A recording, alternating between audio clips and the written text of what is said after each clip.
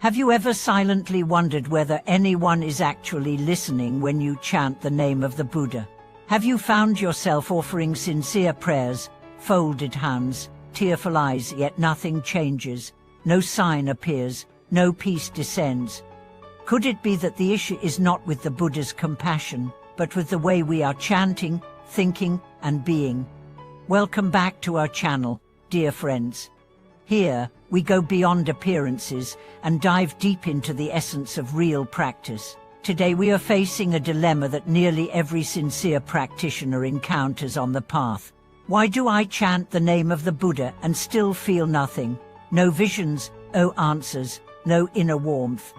Just the sound of syllables echoing into silence. Let's get honest about it, and then let's break through. To start, we must understand a core truth. Chanting is not about noise. It's not about volume. It's not even about how many times you repeat the name. It's about one thing: presence. The spiritual power of chanting arises not from your mouth, but from your heart. From the depths of your sincerity, from the quality of your attention, and from the purity of your intention.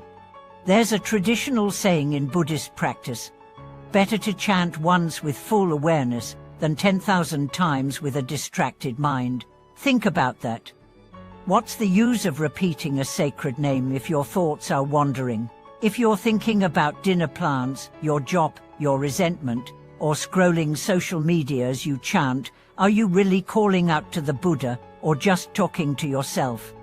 Let me tell you about a woman I once met. She was elderly, lived alone, and was illiterate. She only knew one mantra, Namo Amitufo. She chanted it every morning, every evening, and sometimes even in her sleep. No counting beads, no smartphone counters. Just her voice and her devotion.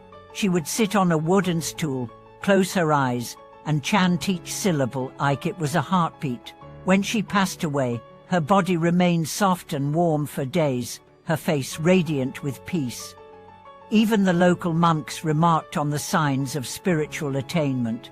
Her secret: what complexity, not knowledge, just sincerity. And that's the first truth I want to offer you today. If you don't feel a response when you chant, maybe it's not because the Buddha isn't listening, but because your own mind isn't fully present. When you chant, are you really there? Are you fully in the moment? Or is your body chanting while your mind is wandering? The second truth is this: don't be afraid of discomfort. Many people stop chanting because they feel agitated, distracted, or even emotional while doing so. They think this is a bad sign, but actually, it's proof that the practice is working. The name of the Buddha is light. And when light enters a dark room, what's the first thing you see? The dust. Your thoughts stir, your emotions rise, your memories flood back. This is cleansing, not failure. Instead of resisting this process, embrace it. Sit with your agitation, chant through your tears. Whisper the name when your voice breaks. That's the moment the walls begin to fall, and the heart begins to open. There's a young man I once knew who lost his job, was grieving his mother, and had hit rock bottom. A monk told him, just chant, don't expect anything. Just chant to survive. So he did, 1,000 times a day. At first, it felt mechanical, then it felt painful. Then, something softened. He began to cry while chanting, then he laughed. Then he simply sat in silence for long stretches. After 3 months, he said, I didn't get a miracle, but I got peace, and that was enough. That peace, unfakeable, deep, luminous, is the real response. Let's now talk about alignment. Is your chanting in harmony with your daily actions? Because if you chant with your mouth but slander others with your speech, the vibration breaks. If you pray for peace but nurture anger, the frequency of your mind doesn't match the mantra. The name of the Buddha is not a magic spell. It's a frequency, a vibration of truth, love, and liberation. If your mind is not tuned to it, you won't hear the resonance. When you chant, let your life chant too. Let your choices, your gestures, your relationships, your silence all chant the same message. Then, even one repetition becomes thunderous. Let's also speak about clarity. Do you know where you're chanting? Many people do it for safety, for blessings, for comfort, and that's okay. But go deeper. What do you really seek? Are you calling out to escape suffering or to transform it? Are you chanting to avoid life or to meet it with courage? Are you asking for ease or for awakening? Refining your intention transforms everything. A pure intention is like a beacon. Even if your practice is clumsy, even if your words stumble, the heart reaches out and the universe responds. Now let's explore technique. Yes, it matters. Not in the dogmatic sense, but in the energetic sense. Are you chanting clearly? Are your syllables distinct? Is your breathing calm? Your posture stable? You don't need perfection, but you need consistency. Think of a bell. If it is struck gently and rhythmically, its sound rings clear. If it's struck erratically, the sound is distorted. Your chanting is like that bell. One technique that many find helpful is chant and listen. As you recite, listen to your own voice as if you're hearing it for the first time.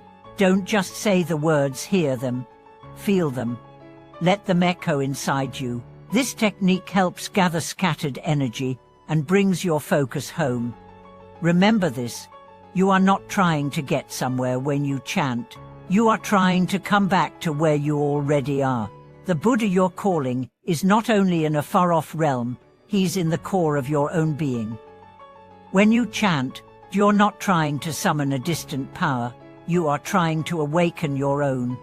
I met a woman once who told me, every time I chant, I imagine I'm a child calling out to a loving parent, not because I'm weak, but because I'm ready to be held. That image stayed with me. It reminded me that chanting is not a task, it's a surrender. So if you've been chanting and feeling nothing, don't give up, don't stop. But do pause and reflect. Is your mind here? Is your heart open? Is your life aligned? Is your intention clear? The Buddha never turns away a sincere call. But sometimes, the echo takes time to return. Not because you are unworthy, but because the walls around your heart are still melting. Be patient. Keep chanting. One day, in the middle of your 100th repetition, or while washing dishes, or walking home, the light will break through. It always does. And when it does, it won't be loud. It will be gentle, like a breeze through an open window. A warmth in your chest, a clarity in your mind, and you'll realize you were never alone. Thank you for watching this video. If this message spoke to your heart, I invite you to share your experiences, struggles, or insights in the comments. Let's support each other on this sacred journey. Don't forget to like, subscribe, and ring the bell so you won't miss what's coming next. Until then, chant with love, live with presence, and trust the silence in between.